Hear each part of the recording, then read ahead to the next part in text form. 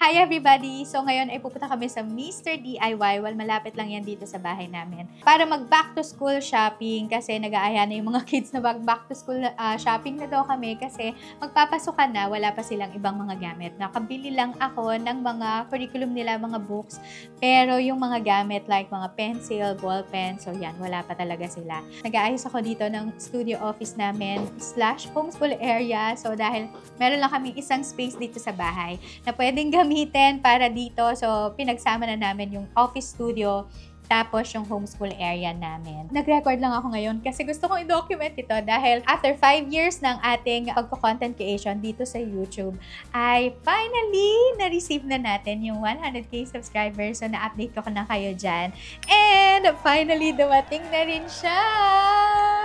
So, ayan na siya. Ayan. Okay, so tinabihan ko lang para hindi nyo makita yung details. But anyway, so eto na siya. Kinikilig ako. So, samahan nyo ako na i-unbox ito today.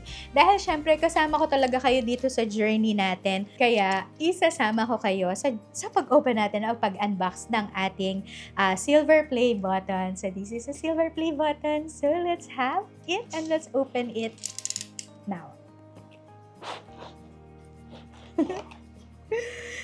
It's here. Ayan. So, meron ako ditong note. Congratulations on your subscriber.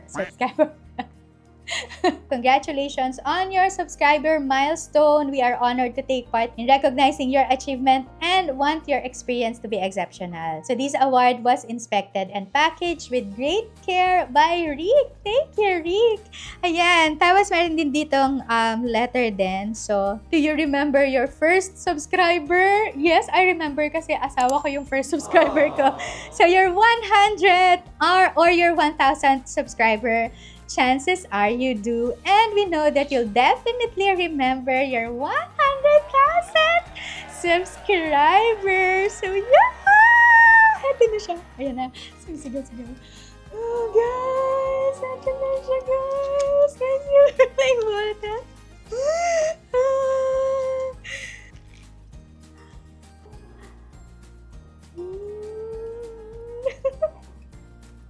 Presented to, ayan nakalagay, yung Graceful Homeschooling, tapos for passing 100,000 subscribers.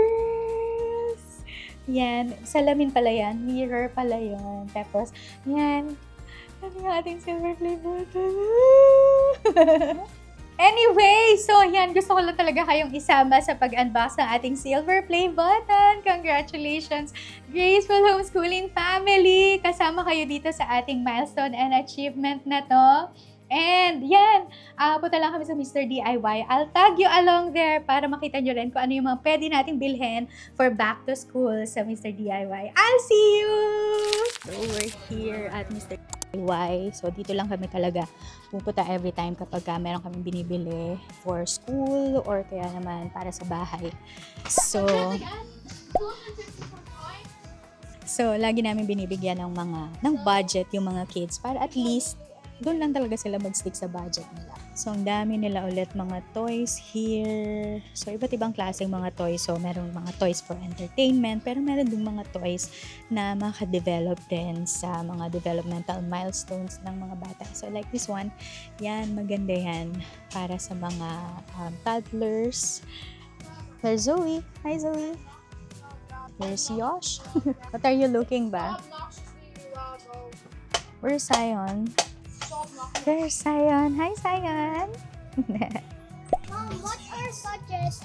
Your budget is 200 pesos for a toy, okay? One thing na sobrang favorite ko dito sa Mr. DIY ay itong mga ganitong toys. So, meron silang mga wooden toys like this. Diba? Ang cute. So, parang ngayon ko lang siya nakita. Yan. So, meron siyang wooden na mga letters. Tapos, meron siyang whiteboard na rin nakasama. Yan! So, merong science experiment na nakaset na yan. So, meron na yan. Everything nandyan na yan. Makakabuo na sila ng mga iba't ibang klaseng parang STEM toy. Favorite ko itong mga ganito sa Mr. DIY. So, meron niyang iba't ibang klase. So, this one ay... but I guess iyan siya. Yung parang electric fan na yan. So, yan. So, Ay, this one. Ito, favorite section ko din yan dito kasi meron silang mga DIY blocks dito na iba't ibang klase. So, like this one, yan, na sobrang madidevelop yung mga fine motor skills ng mga bata. So, ito yung favorite ng mga anak ko before, yung mga ganyang blocks. Tapos, nag-iimbento lang sila ng pwede nilang gawin. This one, bago to. Ayan.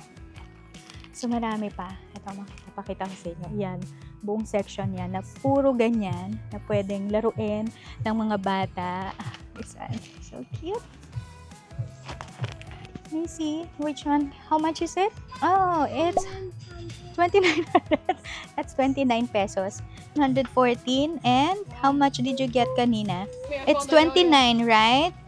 So 114 plus 29 equals. What about 30? Okay. This Okay. is 33. So you This is it.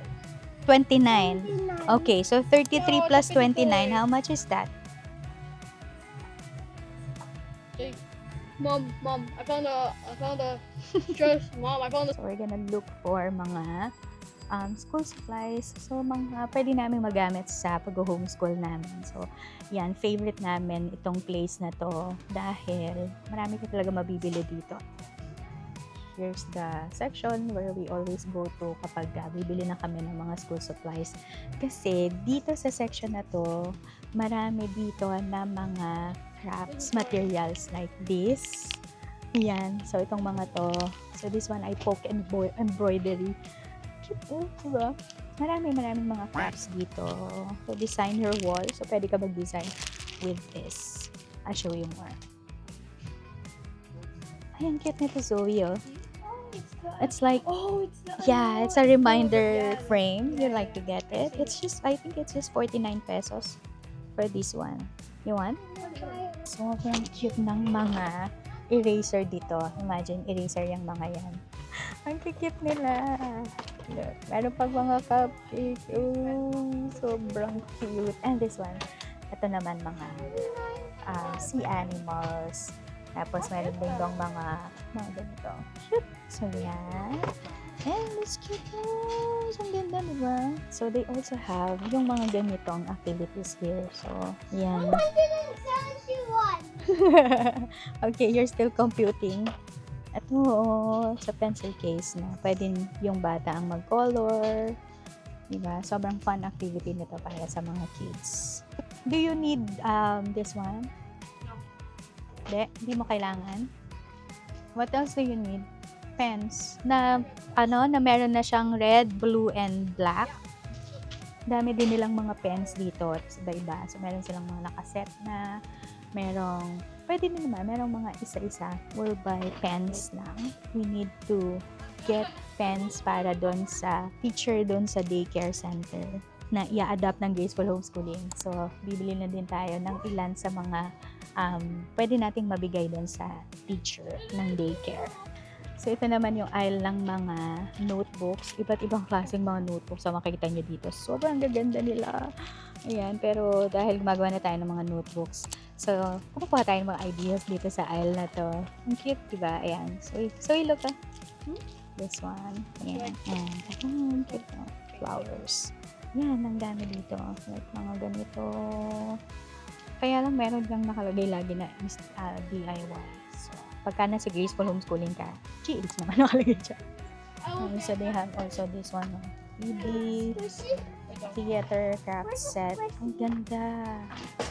So, this one is 115 pesos. Yan, may iba-iba pa siyang mga designs. Mom, This one is either a 3D here or puppet here. craft.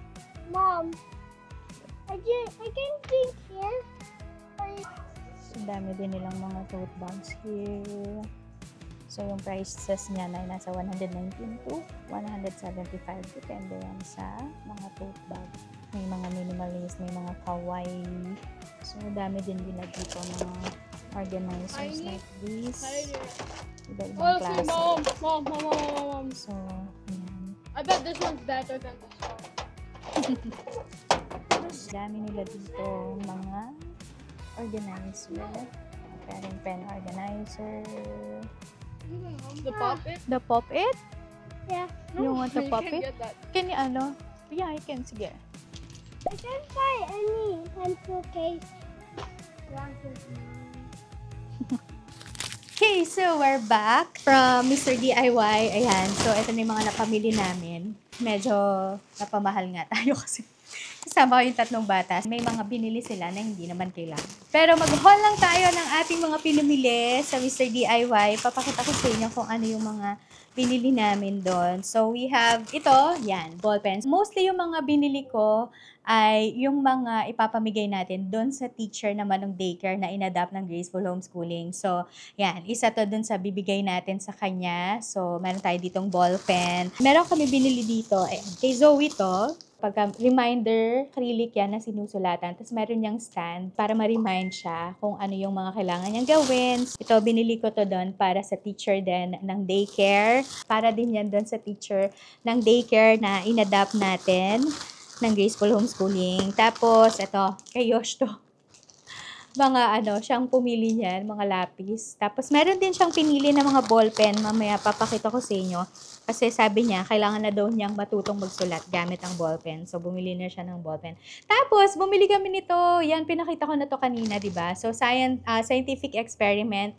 So, yan yung gagawin nila sa first day ng school. Hindi na makapaghintay si Yosh na gawin siya. So, kinukulit niya na ako kanina na i-open na namin at i-assemble na. Tapos ito naman yan. Ito yung gusto naman ni Zoe gawin. Parang electric fan siya.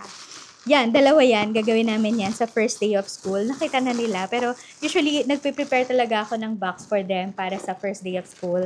Bumibili ako ng mga items. Pero yan, ditong dalawa, nakita na nila kasi sila talaga yung pumili. Tapos yan, si Sayon, siya na rin ang pumili dito. Ang cute nito kasi gel yan. So para at least nga naman, hindi mabilis masisira, di ba? Lalo na kung mga grade 1 naman na si Sayon. So, kung preschool or grade 1, at least, yan, matibay talaga to kasi gel yung material niya. Tapos, ang cute ng color niya, no? Bumili din pala ako ng stapler para din doon sa teacher ng daycare. So, sabi ko sa inyo, lahat ng mga pinamili ko ay para doon sa teacher ng daycare centers. Bumili na rin yung mga kids ng kanilang lunch boxes. Ito yung kay Yosh. So, sila na rin yung pumili nito. Tapos, ito naman yung kay Zoe. Ayan. Ang cute nito kasi meron tong handle. Ayan. Meron siyang handle na ganyan. Tapos pag inopen mo siya, meron siyang lagayan ng kutsara at saka ng tinidor. Tapos pag inopen mo to, ayan, meron na siya dyang divider or division. So, pwedeng ulam, tapos kung ano man, dessert siguro, tas kanin.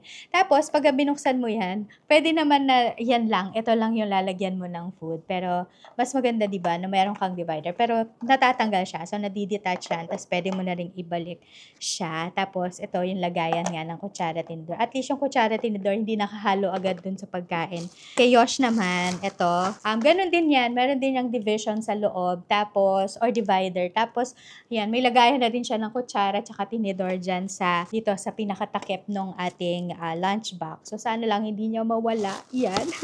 Bumili si Zoe ng kanyang backpack. So, yan, ganyang kulay na yung gusto niya. Tapos, gusto niya yung medyo malaki pero hindi din naman ganun kalaki. Parang medium size lang din para mas madali din siyang bit-bitin. Hesitant lang ako dun sa color kasi parang sabi ko baka marumihin siya. So, yun. Pero ito yung gusto niya. Kaya yun yung binili namin. So, yan, meron din ako dito binili. Pinakita ko din kanina nung nandun tayo sa Mr. DIY. So, ito naman yung 3D na theater craft set. So, yan, kukulayan nila yan. Tapos, set na yan. A-assemble din nila yan na para siyang theater. So, hindi ko lang sure kung iba-iba ba siya ng scene na nakalagay dyan. But, ito ay ibibigay din natin to doon sa teacher ng preschool, ng daycare na inadapt natin. Si Zoe, bumili siya ng pencil case. So, sila na talaga yung hinayaan kong bumili. Tapos, binigyan ko lang sila ng budget, kung magkano yung budget nila. So, like, for example, tig 1,000 sila for everything. So, 200 doon goes to the budget ng mga toys nila. So, pwede silang bumili ng toys at 200 pesos na budget. Tapos, the remaining ay mga kanilang pang school supply. So, ito yung binili ni Yosh na ball pen. So, ayan, hopefully, talagang, sumipag na siya magsulat. Tapos, ito binili niya na pencil case. Ayan, sa kay Yosh naman yan. Pencil case na to. Sila na yung pumili niyan. At least hindi na ako yung namimili ng mga gamit nila. So sila na mismo. Budget na lang ang binibigay natin sa kanila. Tapos bumili si Zoe ng notebook na ganito. So para siyang, hindi ko alam kung anong texture niya, pero yan siya. Notebook yan. Nagagamitin niya or bibit-bitin daw niya kapag nagka-campus day. Kasi may campus day sila. So parang last year si Zoe ay every Tuesday pumupunta siya sa school para mag-attend ng MAPE niya. Tapos makipag-socialize din sa ibang mga students. Tapos magkita-kita silang mga homeschoolers. So pumupunta sila sa school para mag-campus day. So yun yung dadalhin niya para kung meron man silang mga kailangan i-note or assignments, doon niya isusulat. Kasi bumili lang ako nito. Ewan ko, parang ngayon, sobrang na-addict ako sa mga clamp, hair clamp. So, bumili ako ulit. Kahapon bumili ako nung nag-grocery ako. Tapos bumili ako ulit ngayon dito sa Mr. DIY. Lalagay ko na lang dyan para at least ay magagamit ko na siya. Ito pala kay Zoe. So, yan yung binili niya. Ayan. So, yan na yung mga pinamili namin sa Mr. DIY. Di naman kami talaga namimili ng sobrang daming mga gamit or mga school supplies. It's because we're homeschooling. Ang ginagawa pa namin, kung halimbawa meron man kaming mga natirang mga ballpen, lapis, mga coloring materials, kinikip namin yan. Tapos, gagamitin ulit namin the following year. So, yun yung, yung maganda sa homeschooling kasi makakatipid ka talaga dahil pwede mong gamitin yung mga hindi mo nagamit last year. But, just before we end, so pakita ko muna sa inyo yung itsura ng ating studio office. Ayan. Ito yung office natin, tapos / homeschool area. So, yan yung table ko. Ang dami ko pa kailangang gawin ng mga handwriting by a Brave Arrow. So, tapos ko na naman na siyang i-print. So, 35 pieces. Ito kasi yung papamigay natin dun sa daycare center na inadapt ng Graceful Homeschooling. So, yan yung inaayos ko, itong part na yan. Kasi gusto kong gawin siya na nandito lahat ng supplies ng mga home-based printing business natin. Tapos ng basta mga supplies natin para pag nagturo tayo sa Papers to Profits, dyan na lang ako kukuha ng mga supplies. Tapos yan, hindi ko pa naayos yung table na yun. Tignan nyo, sobrang kalat. Pero yun yung mga books na, actually, hindi ko pa siya nabuksan. Hindi ko pa na-unbox yung mga curriculum na binili ko for the kids. Pero yun, so hopefully matapos ko sila before kami mag-start ng aming homeschool year or academic year. By July, first week of July, mag-start na kami ng aming school. So, yun! Thank you so much for joining me today! And nakita niyo ba? Ayun na siya. Nandiyan na siya sa ating shelf. And thank you so much sa pag-suporta sa Graceful Homeschooling. Parte kayo ng ating milestone. So, sineselebrate namin kayo din talaga for supporting Graceful Homeschooling. So, thank you so much. And I hope I'll see you again on my next one. God bless everyone and I will see you around. Bye, everyone!